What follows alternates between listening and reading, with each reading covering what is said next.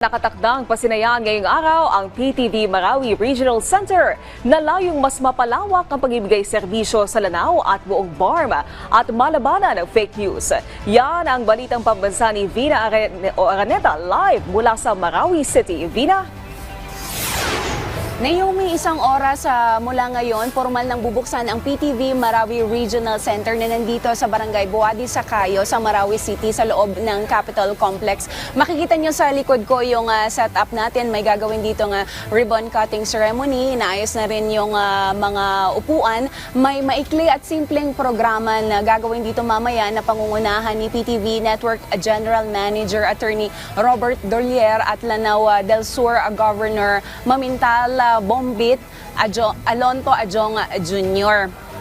Ang pagpapatayo ng PTV Marawi Regional Center isang mahalagang hakbang para mas mapalakas ang serbisyo ng pamahalaan sa telebisyon ng Mindanao, lalo na sa Lanao del Sur at sa rehiyon ng BARM. Layunin nito na mas maging bukas ang pamahalaan, mas madali ang pagkuha ng impormasyon para sa mga mamamayan at maibalik ang tiwala ng tao matapos ang krisis sa Marawi noong 2017. Sinimulan ang konstruksyon ng 4 na palapag na gusali noong taong 2022. Simbolo ito ng pagtutulungan ng gobyerno at pagsisikap na makapaghatid ng totoo at makabuluhang impormasyon. Ang bagong pasilidad ay may modernong teknolohiya sa pag-broadcast at kayang mag-live broadcast hindi lang sa buong Mindanao kundi pati na rin sa buong bansa. May kakayahan itong mag-transmit ng power na 5 kilowatt.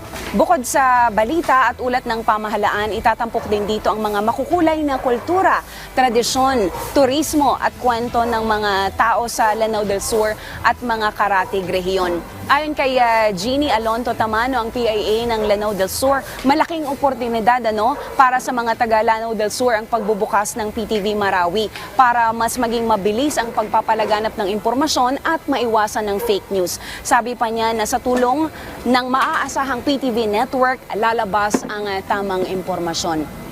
Naomi, Desyembre lang nung nakaraang taon nang buksan din natin ang PTV Cotabato Regional Center at Pebrero lang ngayong taon ang relay station naman ng PTV Tawi-Tawi para mas mapalakas ang info dissemination sa BARM. Nasundan pa ito ng pagbubukas ng ilan pang regional centers sa Luzon para mas mapalawak ang reach ng PTV. Inaasahan na ngayong taon mas madadagdagan pa ang regional stations ng PTV. At yan muna ang latest mula dito sa Marawi City. Naomi.